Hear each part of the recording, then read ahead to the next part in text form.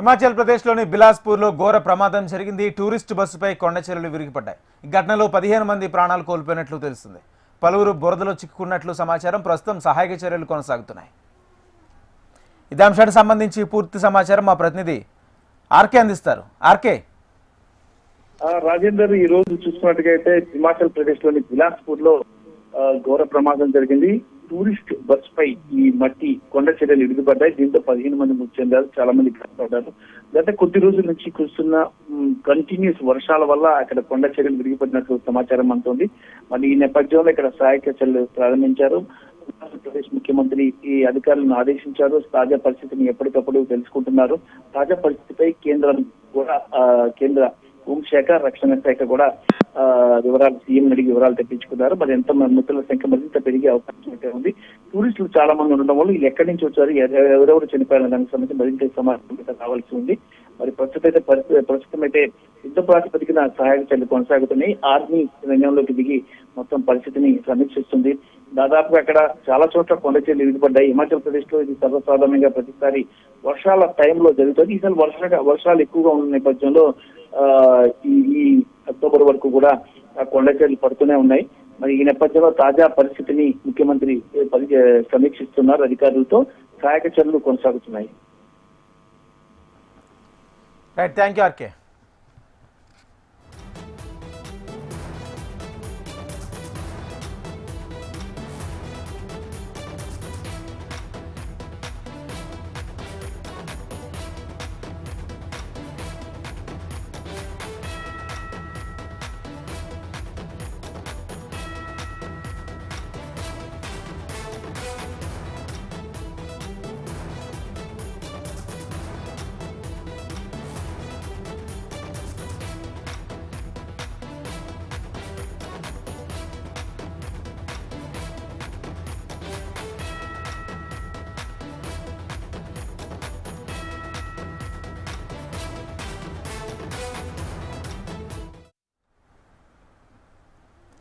BC రిజర్వేషన్ల అంశాన్ని తెలంగాణ సర్కార్ ప్రతిష్టాత్మకంగా తీసుకుంది. రిజర్వేషన్ల అంశంపై హైకోర్టు విచారణ నేపథ్యంలో సీఎం రేవంత్ రెడ్డి తన నివాసంలో కీలక సమావేశం నిర్వహించారు.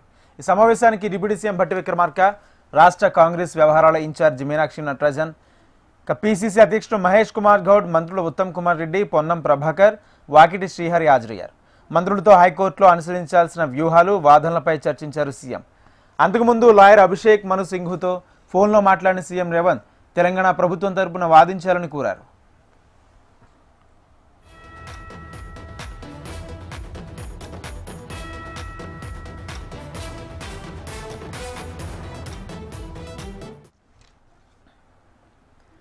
తెలంగాణలో మంత్రుల మధ్య మాటల యుద్ధం రాజుకుంది. ఒక కార్యక్రమంలో పాల్గొన్న పొన్నం ప్రభాకర్ మరో మంత్రి అడ్లూరు లక్ష్మణ్పై తీవ్ర పదజాలం ఉపయోగించారు. మంత్రి పొన్నం వ్యాఖ్యలపై అడ్లూరు లక్ష్మణ్ ఫైర్ అయ్యారు. మాదిగలంటే అంత చిన్న చూప అంటూ నిలదీశారు. తాను మంత్రి కావడం, ఆ సామాజిక వర్గంలో పుట్టడం తను తప్ప అంటూ ప్రశ్నించారు. పొన్నం ప్రభాకర్ అలా అహంకారంగా మాట్లాడడం తనకు రాదన్నారు. పొన్నం వ్యాఖ్యలను ఆయన విజ్ఞతగా వదిలేస్తున్నట్టు తెలిపారు. పొరపాటు ఒప్పుకుని క్షమాపణ చెబితే పొన్నంకు గౌరవం ఉంటుందని అన్నారు. అదే కార్యక్రమంలో పాల్గొన్న మరో మంత్రి వివేక్ కూడా చురుకులు అంటించారు అడ్లూరి. మీ సహచర దళిత మంత్రిని అంత మాట అంటే చూస్తూ ఉంటారంటూ వివేక్ కౌంటర్ ఇచ్చారు. తన కుర్చీలో కూర్చుంటే వివేక్ లేచి వెళ్ళిపోతున్నారని, తాను పక్కన ఉంటే వివేక్ ఓర్చుకోవడం లేదని ఆవేదన వ్యక్తం చేశారు. ఈ అంశంలో త్వరలో సోనియా, రాహుల్ ఖర్గే, మీనాక్షిని కలుస్తానని తెలిపారు అడ్లూరు లక్ష్మణ్.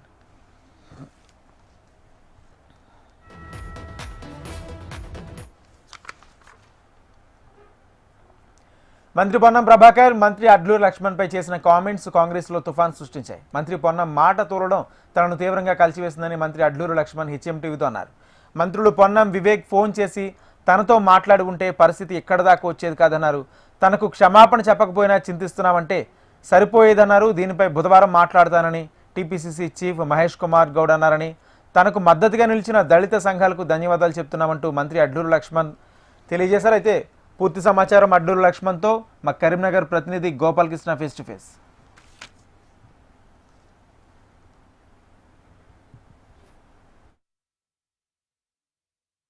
తెలంగాణ మంత్రుల మధ్య ఉన్న విభేదాలు ఇప్పుడు రాష్ట్ర వ్యాప్తంగా చర్చనీయాంశమై ప్రస్తుతం నాతో పాటు మంత్రి అడ్లూరు ఉన్నారు. అసలు ఏం జరిగింది, ఏం కోరుకుంటున్నారు, నాతో పాటు ఆయన ఉన్నారు, మాట్లాడించే ప్రయత్నం చేస్తాను.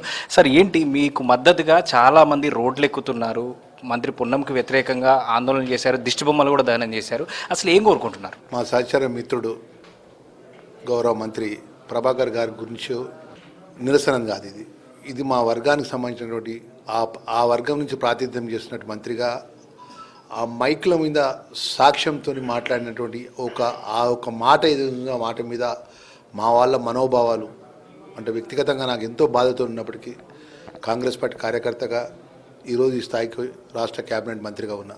నా మనసులో ఎంత బాధ ఉన్నా, నాకెంత అవమానం జరిగినా, అంటే పుట్టినప్పటి నుంచి అవమానాలతోనే ఈ స్థాయికి వచ్చిన వాళ్ళం మేము.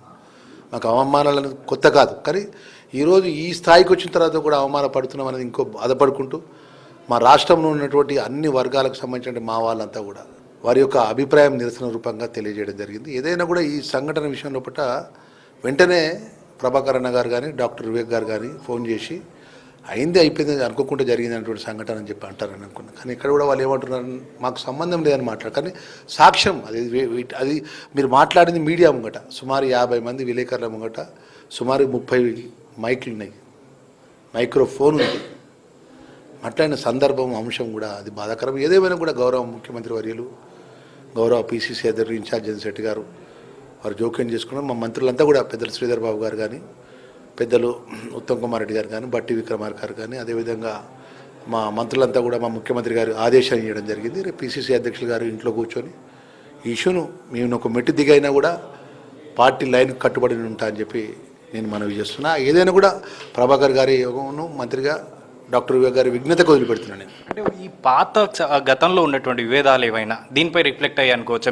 మీ హ్యూమిలేషన్కి, మిమ్మల్ని హ్యూమిలేటెడ్ గురి చేయడానికి గతంలో ఏమైనా ఉన్నటువంటి విభేదాలు ఉన్నాయా? మీరు కరీంనగర్ వచ్చి జెండా ఎగరేయడం కావచ్చు, లేదంటే మీకు మంత్రి పదవి రావడం కావచ్చు, ఇలాంటి విషయాల్లో మీకు అవమానం జరిగింది, తమతో టచ్ నట్టు ఉంటున్నారు అనే విషయం పొద్దున మాట్లాడుతూ అన్నారు మీరు. అవి కూడా ఏమన్నా ప్రభావితం చూపిస్తున్నాయి? ఏదైనా కూడా మాకు బాధ అనిపించేది ఏంటంటే, మేము కాంగ్రెస్ పార్టీని నమ్ముకున్న వాళ్ళం, ధర్మపురి ప్రజలను నమ్ముకున్నాం. గౌరవ ముఖ్యమంత్రి రేవంత్ రెడ్డి గారి నేతృత్వం లోపల పిసిసి అధ్యక్షుల వారు ఉన్నప్పుడు డిసిసి అధ్యక్షులుగా కష్టపడి పనిచేసినాం. ఆపోజిషన్లో చాలా కేసులు నా మీద అయినాయి. పోయినసారి ఎలక్షన్లో గెలిచి ఓడిపోయాను. అంటే పార్టీని లైన్ ఇప్పుడు దాటలేము మేము. మాకు బాధ అనిపించేది ఏంటంటే, నిజాయితీగా పార్టీని నమ్ముకొని నిజాయితీగా ప్రజల కోసం అవకాశాన్ని ఉపయోగించుకున్న పరిస్థితి పూట మా వాళ్ళు ఇట్లా మాట్లాడేటువంటి సందర్భం లోపల అంటే వారి యొక్క ఆలోచన విధానం ఎట్లుందో నాకు తెలియదు, కానీ నాకు కొంచెం బాధ అనిపించింది. అది ఏదేమైనా కూడా సరే, ఏదున్నా కూడా ఇది జరగడం అనేది దురదృష్టకరం. ఇది దీంతోనే ఇప్పుడు మీ మీడియా ముందు రిక్వెస్ట్ చేసేది ఏంటంటే, మా హెచ్ఎంటీ ఛానల్ ద్వారా ఈ ఇష్యూ ఇంతటితోనే సమసిపోయింది. రేపు మా పిసిసి అధ్యక్షుల గారి ముందు ఇష్యూను మేము భవిష్యత్తులో ఇలాంటి విషయంగా మా మధ్యలో ఎలాంటి అరమరపు లేకుండా అన్నదమ్ములాగా గౌరవ ముఖ్యమంత్రి గారి పిసిసి అధ్యక్షుల నేతృత్వం లోపల రేపు రాబోయే జూబ్లీ ఎలక్షన్స్ ఏ విధంగా గెలవాలి, రేపు రాబోయే స్థానిక ఎన్నికలు కాంగ్రెస్ పార్టీ ఏ విధంగా గెలిపించుకో విధంగా రాహుల్ గాంధీ గారి ఆలోచన 42% కులగణన అనేటువంటి బీసీ కానీ కేటగరేషన్ కానీ ఇవన్నీ విషయంలో కూడా ప్రజల మధ్యలో పోయి ప్రజలను మెప్పించి ప్రజల ఆశీర్వాదంతో కాంగ్రెస్ జెండా ఎగరేస్తామని నమ్మకంతో మేము పనిచేస్తామనే విషయాన్ని కూడా నేను మనవి చేస్తున్నాను. మీరు రేపు పొద్దున మీటింగ్లో ఏం కోరబోతున్నారు, ఏం డిమాండ్ చేయబోతున్నారు, మీకు మద్దతుగా ఇవాళ ఆందోళన చేసిన వారికి ఏం చెప్పబోతున్నారు? ఎన్టీఆర్ మా తెలంగాణ రాష్ట్రం ఉన్నటువంటి ఏదైతే నా మీద అభిమానంతో మా వర్గానికి సంబంధించిన గౌరవ పెద్దలు, అంబేద్కర్ సంఘాలు, దళిత సంఘాలు, ఎంఆర్పి సంఘాలు, మా అభిమానం, మా రక్త బంధువులు సుమారు లక్షలాది మంది ఆ వర్గాన్ని నేను ప్రాతినిధ్యం చేస్తున్నటువంటి నాయకులంతా నాకు మద్దతుగా నాకు జరిగినటువంటి ఒక మాట మీద మా వాడిని ఇంత పెద్ద మాట అంటారన్న విషయం లోపల నాకు అన్ని విధాలా కూడా నా ఎంబడి నా మద్దతుగా ఉన్న వారికి చేతులు జోడించి మీ అన్నగా నేను నాకు శక్తి ఉన్న రోజులు గౌరవ ముఖ్యమంత్రి గారి నేతృత్వంలో మన వర్గాన్ని కానీ తెలంగాణ ప్రజలకు కానీ సేవ చేస్తా. మీరు నాకు మద్దతుగా ఉన్నందుకు మనస్ఫూర్తిగా నమస్కారాలు తెలియజేస్తున్నాను. రేపు ఏం చెప్పగలుగుతారు మీటింగ్లో, ఏం చెప్తారు? పిసిసి చీఫ్ కానీ లేదంటే సీఎం రేవంత్ని కలిసే అవకాశం ఉందా? తప్పకుండా మా పెద్దలందరినీ కలుస్తాను. గౌరవ ముఖ్యమంత్రి కానీ, కళ పిసిసి అధ్యక్షులు కానీ, మా మీనాక్షి మేడం గారు ఫోన్ మాట్లాడారు, మా పెద్దలు శ్రీధర్ బాబు గారు ఉన్నారు. అదేవిధంగా మా నాయకుల యొక్క గీతని దాటేవాడిని కాదు, పార్టీ కట్టుబడి మాట కట్టుబడి ఉన్నదని తప్ప. డిమాండ్ ఏంటి? క్షమాపణ కోరుతున్నారా లేదంటే ఏం కోరుతున్నారు? అసలు అది ఇష్యూ ఇంతటితో ఆగిపోవాలి. క్షమాపణ అనేది ఇష్యూ కాదు. ఈ యొక్క సబ్జెక్ట్ ఇంతటితో ఆగిపోవాలని నేను కోరుకుంటున్నాను. Right sir, thank you. So ఇది ఈరోజు జరిగినటువంటి ఘటన మొత్తం రాష్ట్ర వ్యాప్తంగా సంచలనంగా మారింది. మొత్తం దాదాపుగా జాతీయ మీడియాలోనూ ఈ విషయం చర్చనీయాంశంగా మారింది. అయితే ఈ విషయాన్ని ఎక్కువగా ప్రొలాంగ్ చేయకుండా ఈ విషయాన్ని ఇక్కడితో సమసిపోవాలని తాను కోరుకుంటున్నట్టుగా మంత్రి అడ్లూరి చెప్తున్నారు. రేపు జరగబోయేటువంటి జూబ్లీస్ ఎలక్షన్స్ కావచ్చు, స్థానిక సంస్థల ఎలక్షన్స్ కావచ్చు, కలిసి పని చేయడానికి సిద్ధంగా ఉన్నటువంటి విషయాన్ని ఆయన చెప్తున్నారు. కెమెరామెన్ రవితో గోపాలకృష్ణ, హెచ్ఎం టీవీ, కరీంనగర్. మంత్రి పొన్నం ప్రభాకర్ కామెంట్స్ పై మంత్రి శ్రీధర్ బాబు స్పందించారు. మీడియాతో చిట్ చాట్ గా మాట్లాడుతూ సహచరులను కలుపుకుని పోయే మనస్తత్వం ఉండాలన్నారు. ఇమేజ్ డ్యామేజ్, ప్రభుత్వ ఇమేజ్ కాపాడే బాధ్యత అందరిపై ఉందన్నారు. బహిరంగంగా కామెంట్ చేస్తే పార్టీకి ప్రభుత్వానికి నష్టం కలుగుతుందని వ్యాఖ్యానించారు. మంత్రి పొన్నం కామెంట్స్ పై పార్టీ అధిష్టానం నిర్ణయం తీసుకోవాలన్నారు.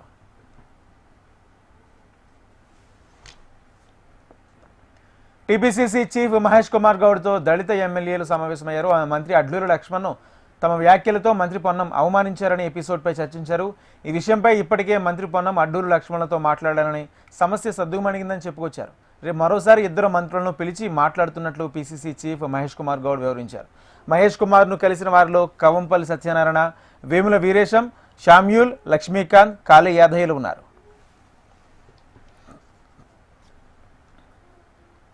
ముఖ్యమంత్రి రేవంత్ రెడ్డి మాటలు కోటలు దాటితే చేతులు గడపలు దాటవనడానికి వేతనాలు అందక టీవీవీపీ, బస్తీ దవాఖానాల వైద్య సిబ్బంది పడుతున్న నరకయాతనే నిదర్శనమని హరీష్ రావు ట్విట్టర్ వేదికగా విమర్శలు గుప్పించారు. ఉద్యోగులకు 1వ తేదీనే వేతనాలు ఇస్తున్నట్లు ప్రచారం చేసుకోవడం తప్ప ఆచరించింది లేదు, అమలు చేస్తుంది లేదన్నారు. తెలంగాణ వైద్య విధాన పరిషత్ రెగ్యులర్ ఉద్యోగులకు ప్రతి నెల 2-3 వారాలు దాటినా జీతాలు రాని పరిస్థితి. కాంట్రాక్ట్ అవుట్సోర్సింగ్ ఉద్యోగులకైతే నెలలు తరబడి జీతాలు అందని దుస్థితి ఏర్పడిందని ఆరోపించారు. జీతాలు ఇవ్వకుండా 13,000 మంది వైద్య సిబ్బందిని దసరా పండుగకు దూరం చేశారని అన్నారు. వేతనాలు ఇవ్వాలని ఎన్నిసార్లు అధికారులకు వినతులు ఇచ్చినా పట్టించుకోకపోవడంతో దుర్మార్గమన్నారు. అత్యవసర సేవలు అందించే వైద్య సిబ్బందికే జీతాలు ఇవ్వకుంటే ఇక ఇతర శాఖలో పనిచేస్తున్న ఉద్యోగుల పరిస్థితి ఏంటంటూ మండిపడ్డారు. కనీసం ఇప్పుడైనా జీతాలు ఇచ్చి వారికి దీపావళి సంబరాన్ని అందించాలని కోరారు.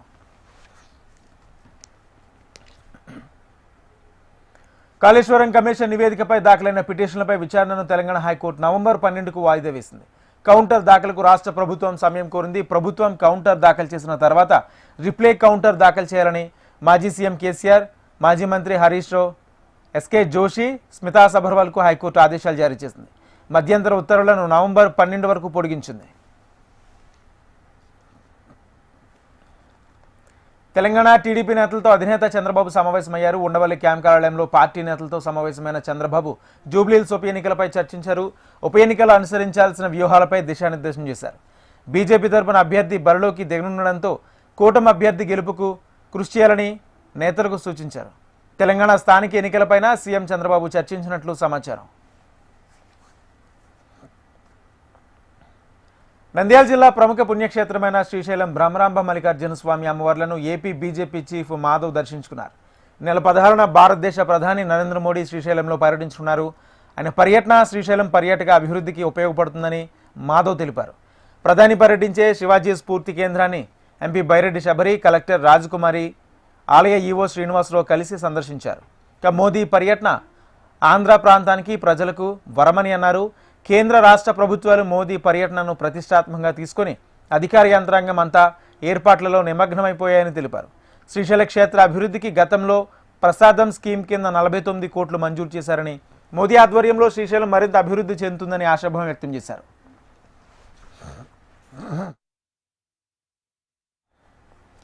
రైతులకు సకాలంలో మేలు చేసే విధంగా కావాల్సిన సౌకర్యాలు ఏర్పాటు చేయడమే సొసైటీల బాధ్యతని కేంద్ర మంత్రి భూపతిరాజు శ్రీనివాస్ వర్మ అన్నారు. పశ్చిమ గోదావరి జిల్లా తాడేరు విశాల సహకార సంఘం చైర్మన్గా కుట్టు సురేష్, డైరెక్టర్లుగా వెంకటేశ్వరరావు, ధైర్య తేజాలు ప్రమాణ స్వీకారం చేశారు. ఈ కార్యక్రమంలో భూపతిరాజు పాల్గొన్నారు. రైతు లేనిదే దేశం లేదని, రైతులను ఆదుకునే విధంగా సొసైటీలు పనిచేయాలని పిలుపునిచ్చారు. పదవి బాధ్యత పనిచేయాలని తెలిపారు. సహకార సొసైటీ బ్యాంక్ పరిధిలో గ్రామాల్లోని రైతులకు రుణాలు, ఎరువులు, పురుగు మందులు సకాలంలో అందించేలా పనిచేయాలన్నారు.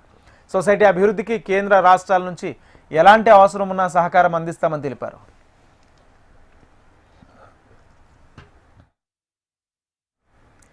మానవాళికి ఒక మహత్తరమైన గ్రంథాన్ని అందించిన మహనీయుడు మహర్షి వాల్మీకి అని ఏపీ ఆర్థిక శాఖ మంత్రి పయ్యావుల కేశవ్ అన్నారు. మహర్షి వాల్మీకి జయంతి సందర్భంగా బీసీ సంక్షేమ శాఖ ఆధ్వర్యంలో అనంతపురం జిల్లా పాతూరులో ఏర్పాటు చేసిన వేడుకల్లో మంత్రి పయ్యావుల కేశవ్ పాల్గొన్నారు. వాల్మీకి విగ్రహానికి పూలమాల వేసి నివాళులర్పించారు.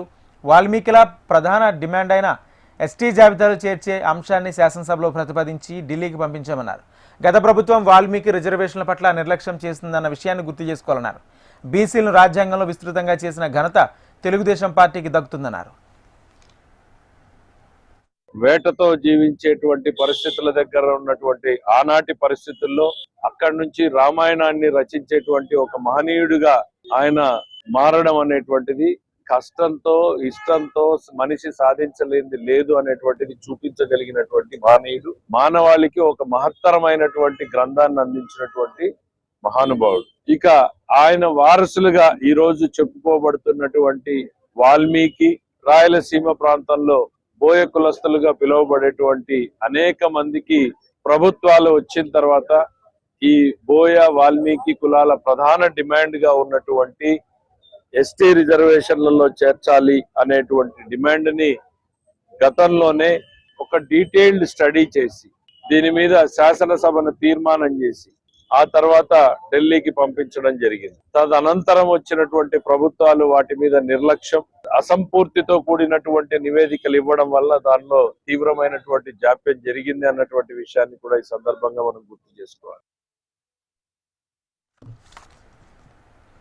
హిందువుల మనోభావాలు దెబ్బతీసే విధంగా మాజీ టీటీడీ చైర్మన్ కరుణాకర్ రెడ్డి వ్యాఖ్యలు చేయడం బాధాకరమని పాలకమండలి సభ్యుడు భానుప్రకాష్ రెడ్డి మండిపడ్డారు. తిరుమల శ్రీవారిని ఆయన దర్శించుకున్నారు. కోట్లాది మంది హిందువుల ఆరాధ్య దైవం వెంకటేశ్వర స్వామిపై ఉద్దేశపూర్వకంగా తప్పులు చూపడం సరైంది కాదన్నారు. గతంలో కరుణాకర్ రెడ్డి హయాంలో పరివట్టం కట్టారు, స్వామివారి వస్త్రం కప్పి టీటీడీ నియమాలను ఉల్లంఘించారని ఆరోపించారు. రంగనాయకుల మండపంలో జేవిజేలను దగ్గరగా జరగాల్సిన కార్యక్రమాన్ని వెంకయ్య చౌదరి ఇంటి వద్ద ఎందుకు నిర్వహించారో ప్రజలకు చెప్పాలని భానుప్రకాష్ రెడ్డి ప్రశ్నించారు. కోట్లాది మంది హిందువులకు ఆరాధ్య దైవమైనటువంటి వెంకటేశ్వర స్వామి క్షేత్రం పట్ల, తిరుమల క్షేత్రం పట్ల ఆచార వ్యవహారాల్లో తప్పులు జరుగుతున్నాయి అని చెప్పి ఉద్దేశపూర్వకంగా నిన్న మాజీ ధర్మకర్తల మండలి అధ్యక్షులు కరుణాకర్ రెడ్డి గారు మాట్లాడడం మంచిది కాదు. వారు హయాంలో గతంలో ఏం జరిగింది, పరివెట్టం కట్టారు, స్వామివారి వస్త్రం కప్పి టీటీడీ నియమ నిబంధనల్ని తొంగలో తొక్కారు, రంగనాథ మండపంలో చేయాల్సినటువంటి పనులు, జేవిజులు జరగవలసినటువంటి కార్యక్రమాలు వెంకయ్య చౌదరి గారి నివాసం దగ్గర ఎందుకు చేశారని చెప్పి ప్రశ్నించినటువంటి కరుణాకర్ రెడ్డి గారు, ధర్మారెడ్డి గారి కుమారుడు చనిపోయినప్పుడు మీరు అక్కడ ఉండడం వాస్తవం కాదా? గతంలో ఇక్కడ పనిచేసినటువంటి ఐవీఆర్ కృష్ణారావు గారు, అలాగే శ్రీనివాసరావు గారు, ఇక్కడ శేషాద్రి స్వామి గారు, అలాగే చాలామంది ఇక్కడ ఉన్నటువంటి అర్చక స్వాములు దహన క్రియలకు జరిగిన తర్వాత 14 రోజుల తర్వాత ఏపీలో అధికారంలో ఉన్న కూటమి ప్రభుత్వంపై ప్రజలకు ఉన్న భ్రమలు తొలగిపోయాయని వైసీపీ అధినేత జగన్ అన్నారు. టీటీడీ పాలన తీరుపై ఆయన తీవ్రస్థాయిలో విరుచుకుపడ్డారు. పాలనా వ్యవహారాలపై దృష్టి పెట్టకుండా కేవలం తమ వ్యక్తిగత ఆదాయం పెంచుకోవడానికి కూటమి నాయకులు అత్యంతం ప్రాధాన్యత ఇస్తున్నారని మండిపడ్డారు. ఏపీలో అరాచకం, అవినీతి రాజ్యమేలుతుందని, రాజ్యాంగ వ్యవస్థలు నిర్వీర్యమైపోయాయని జగన్ ఆరోపించారు. ఈ ప్రభుత్వం చేస్తూ ఉన్న పనులను చూసి, ఈ ప్రభుత్వం వ్యవహరిస్తూ ఉన్న తీరును చూసి, ఈ ప్రభుత్వం ఏమాత్రం కళ్ళార్పకుండా ఆడుతూ ఉన్న అబద్ధాలను చూసి, ఏమాత్రం జంకు బొంకు కూడా తెలియకుండా లేకుండా పొడుస్తూ ఉన్న వెన్నుపోట్లను చూసి ప్రజలకు పూర్తిగా భ్రమలు అనేవి తొలగిపోయాయి. రాష్ట్ర ప్రభుత్వానికి పాలన మీద ధ్యాస లేదు. కేవలం ఈరోజు వీళ్ళ దృష్టిలో పాలన అన్నది ఎందుకు అంటే, ఈరోజు ఎంత ఆదాయము, ఈరోజు ముగిసే లోపల రేపటికి ఇంకా ఎంత ఆదాయాలు పెంచుకోవాలి, సొంత ఆదాయాలు ఎలా పెంచుకోవాలి అనే వాటి మీద తప్ప వేరే ధ్యాసే లేదు వీళ్ళకు. ఈరోజు ఎక్కడ చూసినా కూడా విచ్చలవిడిగా కరప్షన్. రాష్ట్రానికి సంబంధించిన ఆదాయాలు తగ్గుతూ ఉన్నాయి, రాష్ట్రానికి రావాల్సిన ఆదాయాలు తగ్గుతూ ఉన్నాయి. రాష్ట్రానికి రావాల్సిన ఆదాయాలు పక్కదావ బట్టి ఏకంగా చంద్రబాబు నాయుడు గారు, ఆయన కొడుకు, ఆయనకు సంబంధించిన బెనామీ. విశాఖపట్నం నుంచి మాకవరపాలెం వరకు ఏపీ మాజీ సీఎం జగన్ రోడ్ షోకు అనుమతి ఇవ్వలేదని అనకాపల్లి జిల్లా ఎస్పీ తుహిన్ సిన్హా ప్రకటించారు. మాకవరపాలెంలో నిర్మితమవుతున్న మెడికల్ కాలేజీ పనులను పరిశీలించడానికి ఎల్లుండి జగన్ రానున్నారు. సీఎం జగన్ విశాఖ నుంచి మాకవరపాలెం వరకు 63 కిలోమీటర్ల జాతీయ రహదారిపై కాన్వేతో రావడానికి వైసీపీ శ్రేణులు అనుమతులు కోరినట్లు ఎస్పీ తెలిపారు. విశాఖ నుంచి మాకవరపాలెం వరకు హెలికాప్టర్పై మాజీ సీఎం జగన్ వచ్చేలా ఏర్పాట్లు చేసుకోవాలని సూచించినట్లు తెలిపారు. జాతీయ రహదారి రోడ్డు మార్గంలో కోడల వద్ద జన సమీకరణ చేసే ఆలోచనలో చేస్తున్నట్లు సమాచారం అందిందన్నారు. ట్రాఫిక్ ఇబ్బందులు, ప్రజలకు అసౌకర్యం కలగకుండా రోడ్డు మార్గంలో మాజీ సీఎం జగన్ పర్యటించేందుకు అనుమతులు నిరాకరిస్తున్నట్లు తెలిపారు. మాగవరపాలెం మెడికల్ కళాశాల వద్ద హెలిప్యాడ్ ఏర్పాటు చేసి జగన్ హెలికాప్టర్లో వచ్చేలా అనుమతి ఇచ్చామన్నారు. ఇటీవల కరూర్ తొక్కిసలాట జరిగి 41 మంది మృతి చెందారని, అలాంటి ఘటనలు పునరావృతం కాకుండా చర్యలు తీసుకుంటున్నామని అనకాపల్లి ఎస్పీ తెలిపారు. గత ప్రభుత్వం రాష్ట్ర వ్యాప్తంగా హిందూ సాంప్రదాయాలను పక్కన పెట్టిందని అన్నారు మంత్రి ఆనం రామనారాయణ రెడ్డి. గతంలో ఆలయాల నిర్మాణం జరగలేదని అన్నారు. త్వరలోనే 1000 ఆలయాల నిర్మాణం చేయడానికి నిర్ణయించామంటూ మంత్రి తెలిపారు.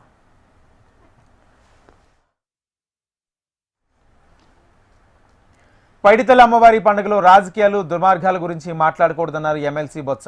విజయనగరం పైడితల్లి అమ్మవారిని కుటుంబ సమేతంగా దర్శించుకున్న బొత్స పండగ పేరుతో ప్రజలు ఎలా దోపిడీకి గురయ్యారో అన్నీ బయట పెడతానని బొత్స తెలిపారు. అమ్మవారి చల్లని ఆశీస్సులు ప్రజలపై ఎల్లప్పుడూ ఉండాలని కోరుకుంటున్నామన్నారు.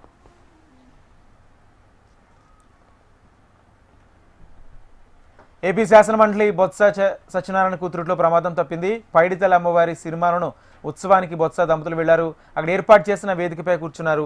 అయితే ఒక్కసారిగా బొత్స దంపతులు కూర్చున్న వేదిక కుప్పకూలిపోయింది. కుర్చీలో నుంచి పడిపోయిన బొత్స క్షేమంగా బయటపడ్డారు. అయితే ఈ ఘటనలో ఎస్ఐ అశోక్తో పాటు మరో చిన్నారికి గాయాలయ్యాయి. విశాఖలోని కేజీహెచ్లో చికిత్స పొందుతున్న విద్యార్థులను వైఎస్ షర్మిల పరామర్శించుకున్నారు. కామెర్లతో బాధపడుతున్న బిడ్డలను చూసి షాక్ అయ్యారు. ఆసుపత్రిలో బిడ్డలు చాలా బలహీనంగా ఉన్నారని విచారం వ్యక్తం చేశారు. పార్వతీపురం మన్యం హాస్టల్లో వస్తువులు చాలా దారుణంగా ఉన్నాయని, పిల్లల సంక్షేమాన్ని ఎవరూ పట్టించుకోవడం లేదని షర్మిల మండిపడ్డారు. బాలికల తల్లిదండ్రులకు ప్రభుత్వం ఏం సమాధానం చెప్తుందని ప్రశ్నించారు. చంద్రబాబు దళిత వార్డుల్లో పెట్టాల్సిన శ్రద్ధ పెట్టడం లేదని ఆరోపించారు. 2047 స్వర్ణాంధ్ర మిషన్ అని చంద్రబాబు పెద్ద పెద్ద మాటలు మాట్లాడుతున్నారని, 2047పై ఫోకస్ పెట్టడం కాదు, ఇప్పుడు ఈ బిడ్డల పరిస్థితిపై ఫోకస్ పెట్టాలని కోరారు. 2 సంవత్సరాల్లో రాష్ట్రంలో అన్ని హాస్టల్స్ను మెరుగుపరచకపోతే కాంగ్రెస్ పార్టీ ఉద్యమం చేస్తుందని అన్నారు. మాజీ ఉపరాష్ట్రపతి వెంకయ్యనాయుడు సంచలన వ్యాఖ్యలు చేశారు. సుప్రీంకోర్టులో జరిగిన సంఘటన బాధాకరమన్నారు. సంబంధిత వ్యక్తులపై చర్యలు తీసుకోవాలని సూచించారు. ప్రజాప్రతినిధులు పార్టీ మారదలిస్తే ఆ పార్టీ ద్వారా పొందిన పదవిని త్యజించి రాజీనామా చేయాలన్నారు. రాజ్యాంగంలో 10వ షెడ్యూల్ను సవరించాల్సిన అవసరం ఉందని తెలిపారు. రాష్ట్రాల్లో అప్పులు చేసే ముందు ఎందుకు చేస్తున్నారో వాటికి సంబంధించిన విషయాలు అసెంబ్లీ ముందు ఉంచి చర్చించాలన్నారు. చేసే అప్పులు అభివృద్ధి, ప్రగతి, పురోగతికి ఉపయోగపడేలా ఉండాలని తెలిపారు. ప్రజాప్రతినిధులు క్రిమినల్ కేసులపై 2 నెలలలోపే విచారణ జరగాలని, ప్రభుత్వాలు కోర్టుల సంఖ్యలు పెంచాలి, జడ్జిలు నియమించాలని వెంకయ్యనాయుడు కోరారు.